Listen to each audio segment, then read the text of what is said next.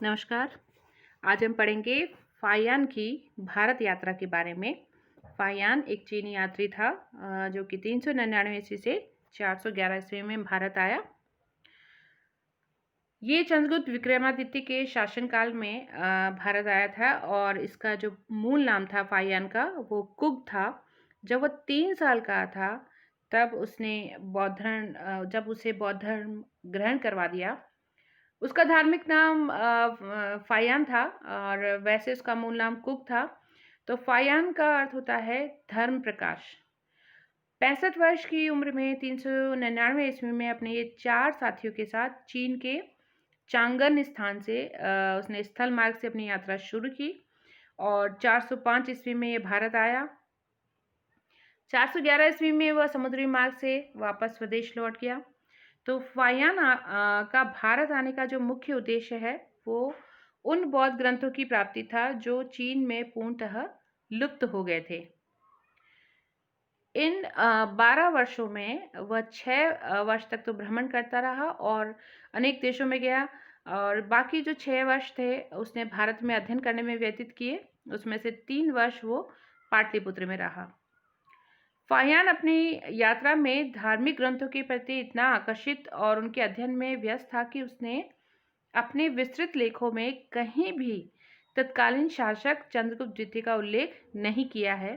तो ये थोड़ा आश्चर्य की बात है कि उसने चंद्रगुप्त द्वितीय के शासनकाल की घटनाओं का आर्थिक, सामाजिक, धार्मिक, राजनीतिक और सांस्कृतिक स्थितियों का विस्तृत और सुंदर वर्णन किया है, किंतु उस समय के शासक का उल्लेख करना भी उसने आवश्यक नहीं समझा। अपनी यात्रा के प्रारंभिक चरण में फाहियान को शान में हीनयान संप्रदाय के 4000 बौद्ध भिक्षु मिले। खेतान में उसने हजारों बौद्ध भिक्षुओं से जो महायान संप्रदाय के थे उनसे भेंट की। फाहियान ने गांधार, तक्षशिला तथा पेशावर की यात्रा की और जहां से वह अनेक बौद्ध स्मारक को देखने का उसको अवसर मिला। इसके बाद उसने पंजाब का भ्रमण किया। पंजाब में भी उसे बहुत से बौद्ध भिक्षु मिले। उसके बाद मथुरा गया और जहां 20 बौद्ध मठ थे।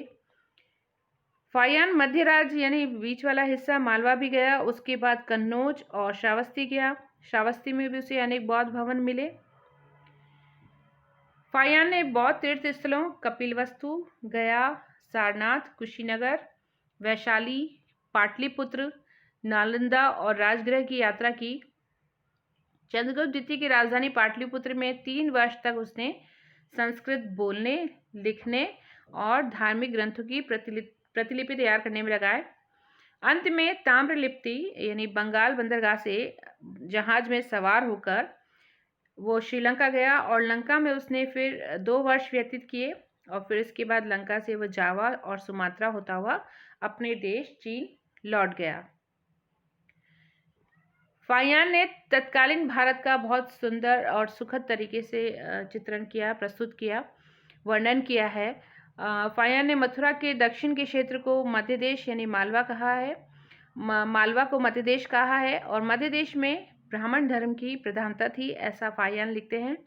फाहियान ने भारत की सामाजिक दशा का विवरण देते हुए लिखा है कि लोग संपन्न और सुखी थे, स्वतंत्र थे, जो राज्य की भूमि में कृषि करते थे और वहीं अपने लाभ का अंश शासक को देते थे।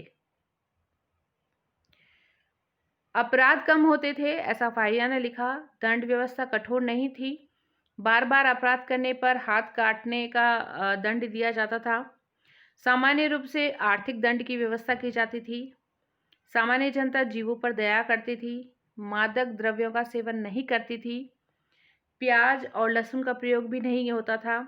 केवल चांडाल इसके अपवाद थे। वे शुद्ध जीवन व्यतीत नहीं करते थे। चांडाल जाति के बारे में लिखा है इसने फाहियान ने। वे पशु पक्षियों का शिकार करते थे और मांस, प्याज और लहसुन भी खाते थे। इसलिए आम जनता उनसे छुआछूत करती थी और जब भी चांडाल नगर और गांव के नगर और गांव के छोर पर रहते थे और जब भी ये कभी नगर या बाजार में आते तो लकड़ी बजाते हुए चलते थे ताकि लोग सावधान हो जाए और उनसे दूर रहने का अपना प्रबंध कर लें। जिससे स्पष्ट होता है कि उस काल में समाज में अस्पृश्यता की बुराई जो थी वो प्रचलित थी। राज्य की आय का सोर्स शासकीय भूमि का किराया था। सरकारी अधिकारियों को नगद वेतन दिया जाता था। उनकी सहायता के लिए संस्थाएं थी। लोग सड़कों के किनारे सहायता गृहों का निर्माण कराते थे। यात्रा करने वालों की इन गृहों में भोजन, पानी और विश्राम की व्यवस्था की जाती थी। क्रय विक्रय के लिए फाहियान के अनुसार कौड़ियों का प्रयोग होता था। उस समय व्यापार उन्नत अवस्था में था, ऐसा फाहियान ने लिखा है। जहाज़ों द्वारा भारत का सामान विदेशों में जाता था और उस समय भड़ोच और कैम्बे और ताम्रलिप्ति भारत के प्रसिद्ध बंदरगाह थे, जहां से विदेशों के साथ व्यापार होता था। फाहियान का कहना है कि महात्मा बुद्ध के निर्वाण के समय से ही राजाओं, सामंतों और गृहस्थों ने भिक्षुओं के लिए विहारों का निर्माण कराया था और उनके भरण पोषण के लिए खेत, भवन, उद्यान, पशु, दास आदि दान के रूप में दिए जाते थे। फाहियान ने लिखा है कि संपन्न लोगों ने निःशुल्क चिकित्सालयों की स्थापना कराई थी, जहां पर निर्धन, असहाय, अनाथ, विधवा और अपंग आते हैं और इनकी देखभाल चिकित्सक करते हैं तथा उन्हें आवश्यकता अनुसार सभी वस्तुएं, औषधियां, भोजन आदि की व्यवस्था की जाती है।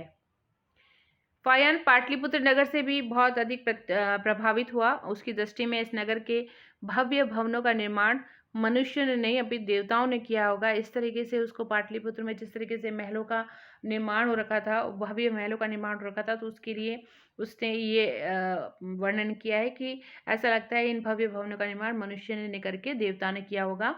अशोक का महल भी फाहियान के काल में था। अशोक द्वारा निर्मित स्तूप के समीप फाहियान ने 2 मठ देखे थे। एक पर महायान व दूसरे पर हीनयान संप्रदाय का नियंत्रण था। दोनों मठों में 600 से 700 बौद्ध भिक्षु थे, जो कि अपनी विद्वता के लिए दूर दूर तक फेमस थे। फाहियान के अनुसार प्रतिवर्ष दूसरे माह के 8वें दिन महात्मा बुद्ध तथा बोधिसत्वों की मूर्तियों का नगर में जुलूस निकाला जाता था। इन मूर्तियों को 20 गाड़ियों में खूब सजाया जाता था और ब्राह्मण भी बुद्ध मूर्तियों का स्वागत करते थे। फाहियान ने गया के विषय में भी लिखा है। उसके अनुसार गया खाली और निर्जन हो गया था। बौद्ध गया का जो पवित्र स्थान है वो जंगलों से घिरा हुआ था। श्रावस्ती में उसके अनुसार 200 परिवार ही रह गए थे। कपिलवस्तु तथा कुशीनगर भी अब उजड़े और निर्जन नगर थे। वहाँ केवल थोड़े से बौद्ध भिक्षु थे। इन स्थानों की पवित्रता तथा अपनी भक्ति के कारण ये लोग यहाँ पर रहते थे। ये भी ध्यान देने योग्य तथ्य है कि फाहियान ने यहाँ प्रत्येक वस्तु को एक बौद्ध दृष्टिकोण से देखा था। उसे निश्चित रूप से देखना चाहिए था कि गुप्त सम्राटों द्वारा ब्राह्मण धर्म को संरक्षण देने के कारण बौद्ध धर्म पृष्ठभूमि में चला गया था और उसके द्वारा दिए गए विवरण से कहीं भी प्रतीत नहीं होता है कि उस समय भारत में ब्राह्मण धर्म की प्रधानता थी। बौद्ध धर्म के प्रति अपनी निष्ठा और लगन के कारण उसे भारत में अभी भी बौद्ध धर्म का ही प्रभुत्व प्रतीत हुआ। फाहियान ने भारत के विषय में जो भी लिखा है उससे तत्कालीन भारत की समृद्धि, धार्मिक सहिष्णुता और जनता का उच्च कोटि का चरित्र और साहित्यिक और सांस्कृतिक विकास का ज्ञान होता है। तो फाहियान की भारत यात्रा का मार्ग मैंने इस तरीके से दर्शाया है।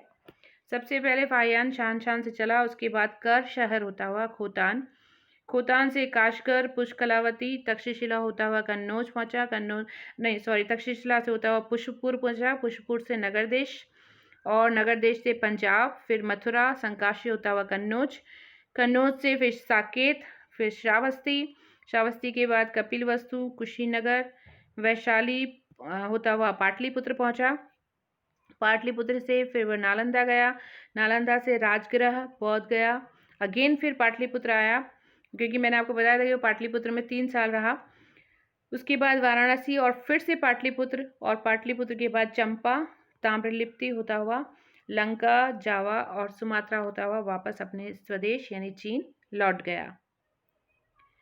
तो ये फाहियान की भारत यात्रा का मार्ग प्रदर्शित करता है। ये नक्शा आप देख रहे हैं, ऊपर से ये शुरू है, जो एरो आपको दिख रहा है, ये पूरे एरिया में आपको जितने भी एरो दिख रहे हैं ये फाहियान की भारत यात्रा का मार्ग है, जिसमें देख रहे हैं लास्ट में ये लंका, जावा, सुमात्रा होता हुआ वापस अपने चीन लौट गया। ऊपर से शान से होता हुआ खोतान, पेशावर ये आपको दिख रहा है, कन्नौज, श्रावस्ती होता हुआ और ये जावा, सुमात्रा होता हुआ वापस अपने देश लौट गया। तो आज हमने पढ़ा फाहियान की भारत यात्रा फाहियान चंद्रगुप्त विक्रमादित्य के समय भारत में आया था। तो आज के लिए इतना ही। Thank you.